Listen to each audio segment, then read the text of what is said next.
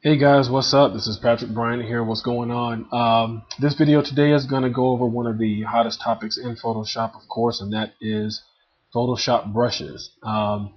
If you have watched plenty of YouTube videos and tutorials, you can see in the comment section the number one question asked is probably, what brush do you use? And usually the commentator on that video will say something like, it doesn't matter what brush you use, guys, right? And that answer definitely applies to someone who has yet to reach full understanding of design. They haven't gotten all of their fundamentals down as far as design is concerned, color theory, value, lighting, and things like that. So when you get an answer of it doesn't matter what brush you use, that is true if you don't have a good understanding of the art principles. Now, for someone who is a little bit more experienced, someone who has been to art school or is pretty advanced, they've been using Photoshop, but they're just not achieving that look that you want.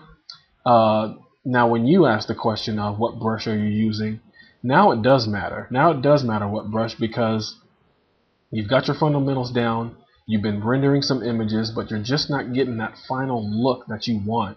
And you need that one more step to try to achieve what you're looking for. So I'm going to go over why Photoshop brushes do matter. And this tutorial is, or informational video I would call it, is geared towards someone who is saying, hey, you know what, I've got an understanding of all the basics, now I'm just trying to achieve my final look. So I'm going to go over the brushes that I use and tell you when I use them and why I use them. And let's go ahead and just jump into it right now. So if you watch other videos and you see someone painting and they might say, guys, don't worry about what brush you're using, it doesn't matter. Yet when you open up their brush palette, you see like hundreds of different brushes, right? And you're wondering like, well, if it doesn't matter, why do you have so many? So usually that's because a lot of guys like myself just experiment with brushes. You try different things out.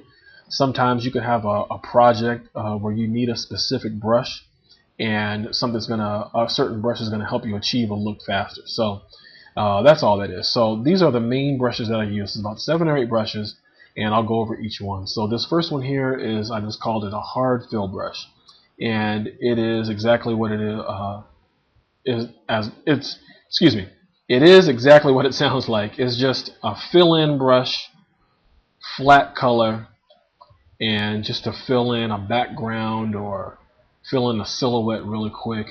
That's all that brush is. So another brush I use is one that I made based off of, I saw someone had made a brush to mimic the feel of a pencil in digital format. So I ended up making it myself, and it's just really splotchy. I'll make this cursor really big so you can see it. It's like this little splotchy mess, and I've adjusted the settings. So basically what I was trying to achieve is getting sort of that texture from paper when you apply a pencil to paper. And I'm just sketching anything out, and I use this primarily for sketching in Photoshop. So just goofing around here, just drawing something, but this is when I want to get really sketchy. This is the main brush I use for that. When I really want to draw something in Sketch, I usually use Sketchbook Pro.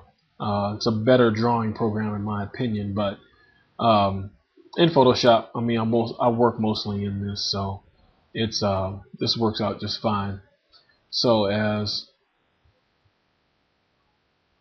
far as the settings on this brush, it's I've got the opacity jitter set to pen pressure, the flow jitters off, and it essentially gives me the best feel of what a pencil, just trying to mimic it the best I can. Alright, now this next brush that I've been using recently, I call it a soft paint brush. I just sort of made this random shape where it has a little bit of a hard edge to it, a little bit of soft edges to it, and I've been trying to experiment recently with combining the use of soft brushes with a hard brush at the same time. So this is a little bit soft. When I want to start blending with a little bit, I'll turn on the airbrush, and it'll give me just a little bit more of a softer feel, but it blends really nicely here, as you can see. And The settings on this are, I'm pretty sure, just opacity is set to pen pressure. And sometimes what I'll do is I'll just turn down the flow and opacity around the 50% mark, and it'll just give me a really nice blend. So you see I pressed, this is almost white, I selected white, and it's still giving me just this nice blend here. I'll just go back over it.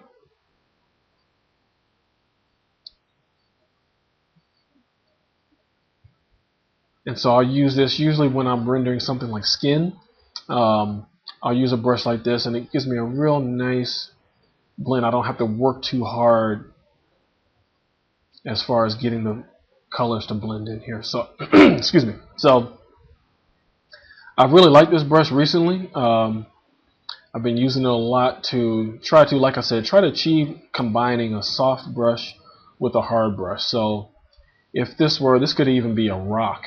And if I go in and select a harder brush, I'm going to get to this here in a minute, and start to maybe render in some harder edges along these softer lines. And it's something I'm still toying with. So, you know, if this was some type of rock or something like that, and this will give me a rough, but trying to get that soft and hard combination going. So it's just something I'm playing with. So let's see. The next brush, the brush I use primarily is the default hard round brush. This is right in Photoshop. I didn't make it or anything. And this is a brush that hundreds of artists will use. And this is the one if you ask the question of what brush are you using, they'll just say, oh, I'm just using the default round brush.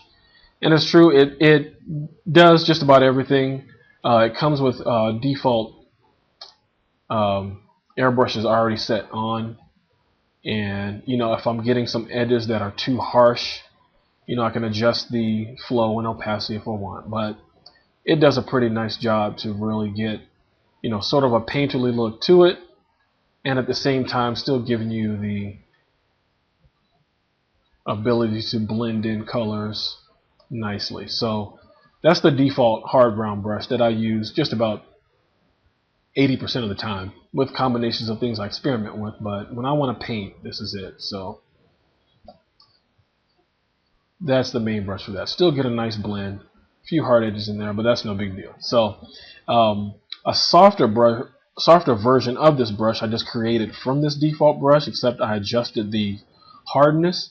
So right now I have the default hard round brush selected, and on the brush tip shape you see the hardness is 100%.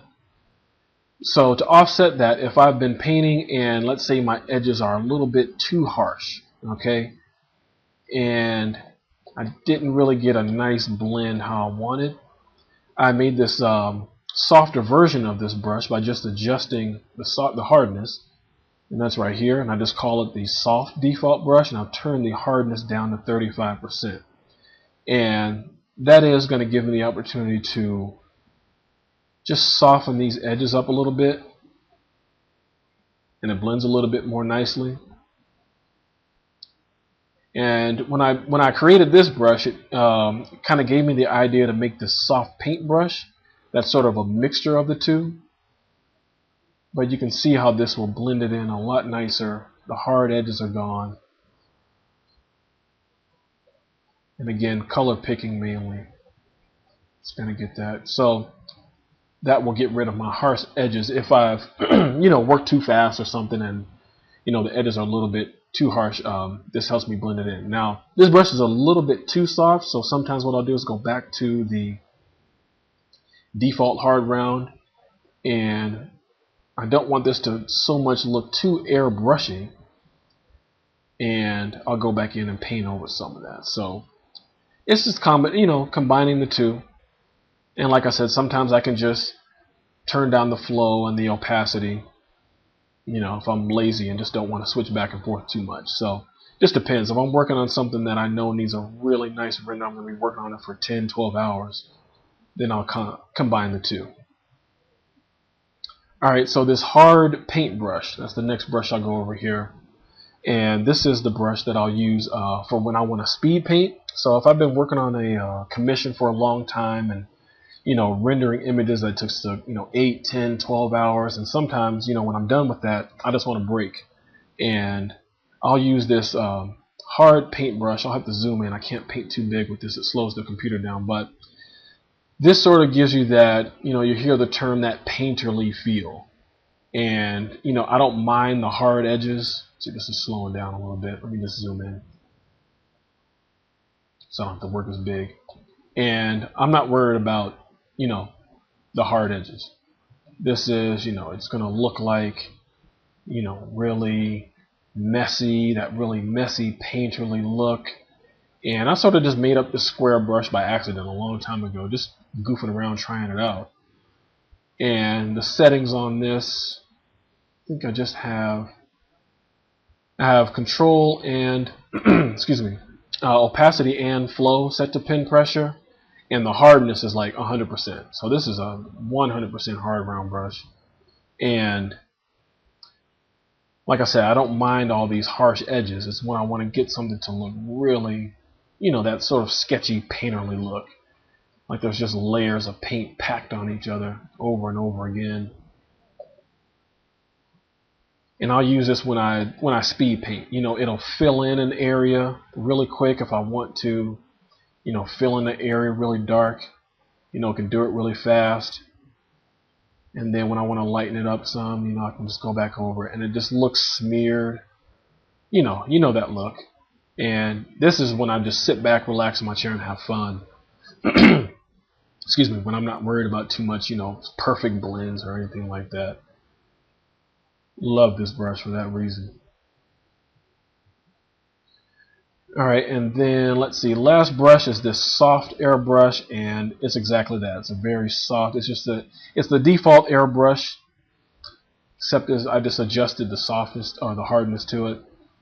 And when I want to airbrush something, if this were, if I were painting a scene, I want this hazy backdrop or something like that.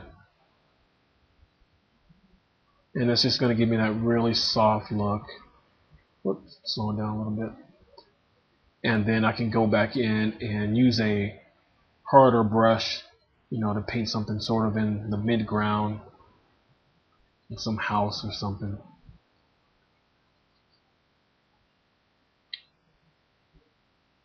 And that's mainly when I use, the soft airbrush. So, a window or something, whatever. It's a lighthouse. Whatever. So, and that, brings me to my next point, is that, depending on the brush you're using, or depending on what it is you're painting, let your natural instincts take over. If you're painting a softer surface, use a softer brush. If you're painting a harder surface, use a harder brush. And, that may sound like, very elementary and basic, and I don't mean to insult anyone's intelligence, but I know when I got bogged down with so many questions and worrying about so many things in Photoshop, like, what blending mode do I use? Do I use multiply? How many layers do I use? What brush do I use? It's very easy to forget to use your natural instincts, It's like, well, duh, if I'm painting something soft, use a soft brush. If I'm painting a table or a rock, I don't want to use an airbrush. So, I mean, that was some things that I would just forget.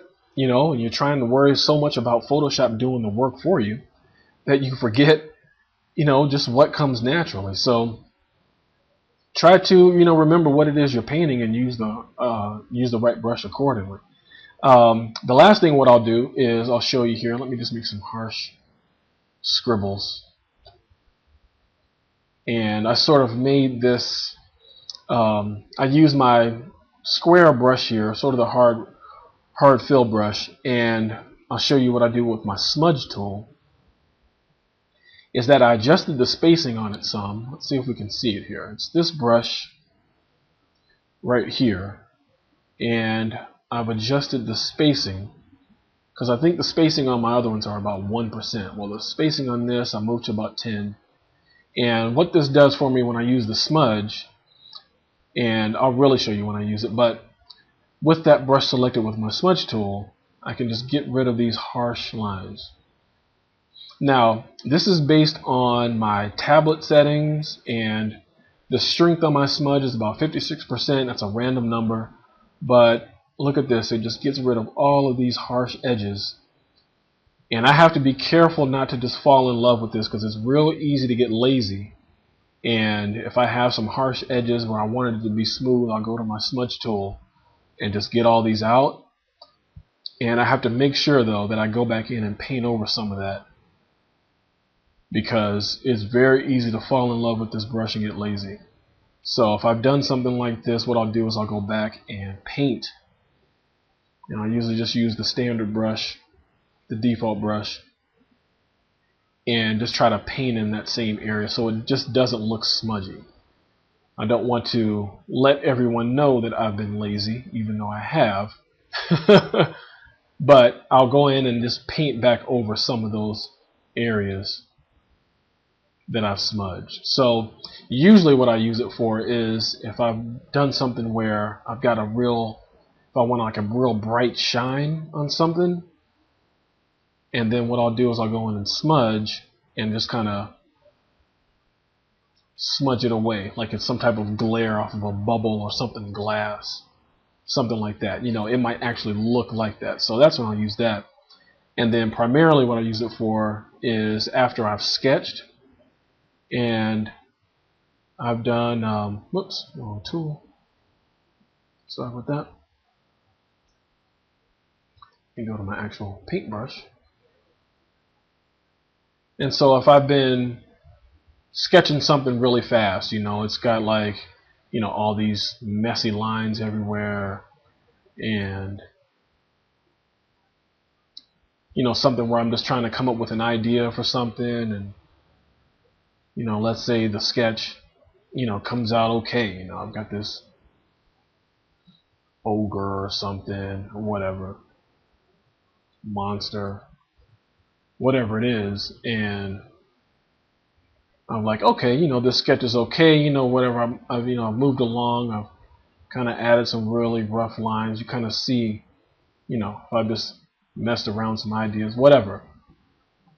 Well, then what I'll do is I'll take the smudge tool and I'll go in and say, okay, I'm going to keep this sketch, it's alright, but the smudge tool is going to get rid of some of this roughness. Here, let me do something really crazy, like I tried something in here and didn't like it. You know, I can go to the smudge tool and I can get rid of all that. And what it's doing basically is getting me started on, you know, starting the rendering process where I can go in and paint over this. So I'm getting rid of, you know, all of these crazy sketches. I got a line straight across his face. I can just smudge that out. And so this is when I'll primarily use this smudge tool to clean up a sketch a little bit. And at the same time, it's giving me a head start on shading. So here's his nose. Let me smudge that in there. And then when I'm ready to paint, what I can do is, let's just go to my default brush or whatever. Oh, let's go to this one. Then I can say, okay, now I can just, this is already giving me a little bit of shading. Now I can just go in here and start painting over it. So that's when I use that primarily. And it's just a really quick shortcut. I'm cleaning up my sketch at the same time I'm, you know, starting the rendering process already on my little guy here. So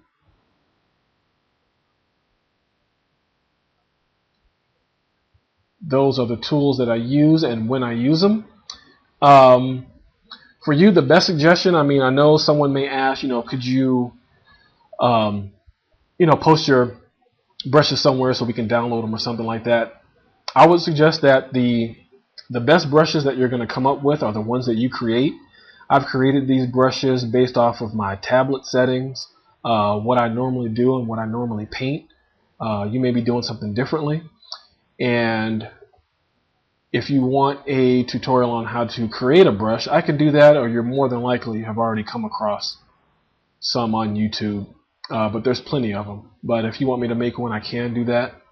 If not, like I said, you can find plenty of those types of tutorials on YouTube already. So just wanted to go over this video. It is getting a little bit long. Sorry about that, guys. I could do a part 2 of this if you want, where I go and I actually paint something, you know, not just some scribbly face like this guy or something like that, and going over, you know, as I'm working on the image, you know, step by step. You know, now I'm using this brush. Now I'm going to use this brush, you know, as I move along. I can do that, and I may do that. Right now I'm trying out Camtasia, which is a much better recording device than I've been using. I've been using Cam Studio. You know, it's alright, but Camtasia obviously is much better.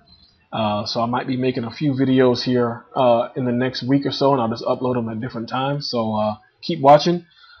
Thank you to everyone who has recently subscribed, and thank you to all of my subscribers for watching. And I'm always looking to help at any time. If you have questions, I get emails from some of you guys. I try to get back to them as soon as possible, and I appreciate it. And I'm always glad to help. So hopefully you guys like this video, and I will see you soon. Take care.